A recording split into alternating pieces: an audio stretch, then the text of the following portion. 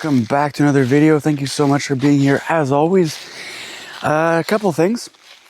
One I wanted to discuss was Donald Trump's official announcement today that the conflict in Gaza is finished. So the ceasefire is for now holding. I don't really see how it could hold longer than a few months based off of Israel's track record, which is not very good. I think it's a bit of a ploy to give the IDF a reprieve to be able to then probably eventually turn their sights towards Iran. I think that's the next conflict that will reignite, but only time will really tell in terms of what's going to happen there. But on the plus side, on the positive side, the Gazans finally have an ability to rest, right? To not face fear of being shot at or bombed every day. So that's really, really good. I just really hope that it lasts longer than the last ones, but I'm sort of doubtful based off of Israel's track record. Something else too I want to talk about is the increasing use of people of influence, so actors, athletes, people of status that have big followings, speaking out on not only what's happening in Gaza, but other issues, right?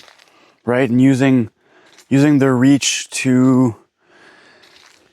for good, right? An example of that would be the famous, if you watch Formula One, you'd know who I'm talking about, but Lewis Hamilton, using his following on X and on Instagram to publicly speak out against the war in Gaza, right? The genocide in Gaza, and also what's happening inside his own country, right? As you know, London is one of the most strict countries when it comes to protesting against the narrative, right? When you saw the peaceful protests over the last few months be taken down and people sent to jail under the Terrorism Act for supporting Palestine.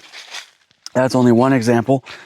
And yeah, like Mark Ruffalo too, a famous actor, and an increasing amount of people of influence are coming out and have come out in the last month or so, just denouncing a lot of things that they, I think deep down, felt for a long time was wrong.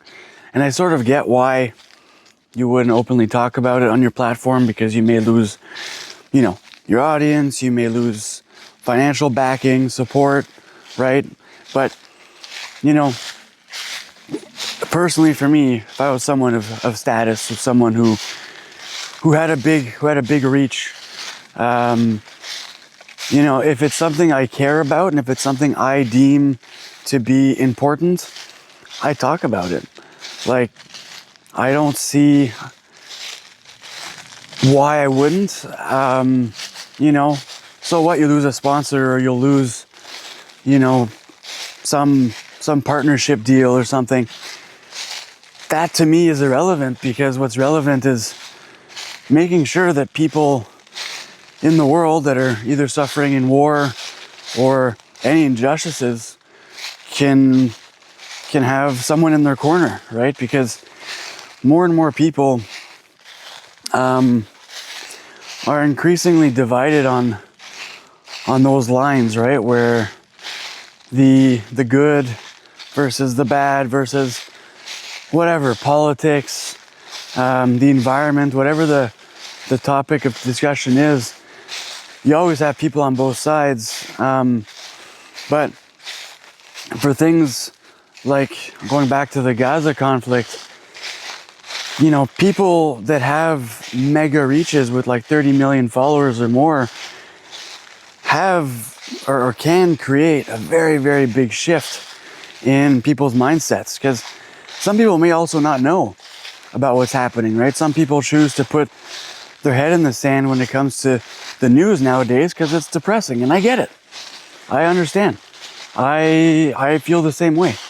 Like sometimes I feel like just plugging my ears up and just living my life. But by the other side of the token, I feel like I have to talk about these things. I feel like it's like my civil duty to inform people of what's happening in the world. Because, I mean, especially now, I think it's increasingly easy for people to either make up their own mind about a situation and choose to not listen to other voices, or to simply just ignore completely the other side, right? Like when you listen to mainstream media, when you listen to, let's say, Fox News, CBS, CBC, like the one that, I don't know what the channels are in Europe for the news, but like, you know, they tell you a very different story of what's happening. And I think it's wrong. I think it's just wrong. So yeah, I mean, we'll see what sort of what happens, I guess, in the coming weeks though, regarding the ceasefire. But I just wanted to highlight that, you know, if you're someone who has stature in social media, or in the world, and you use your voice to speak out against things that your government may be doing that, you know, you see as being wrong, because there is an increasing amount of weird stuff happening in the world these days. You know, you use your power of influence, use the platform to reach more minds and more people. I don't think that's a bad thing. And you know, I strongly believe that one's voice, when it comes to speaking out, even though someone like me, for example, right? I'm not a big personality in the world, but I feel that if I can at least start the discussion, start a dialogue, start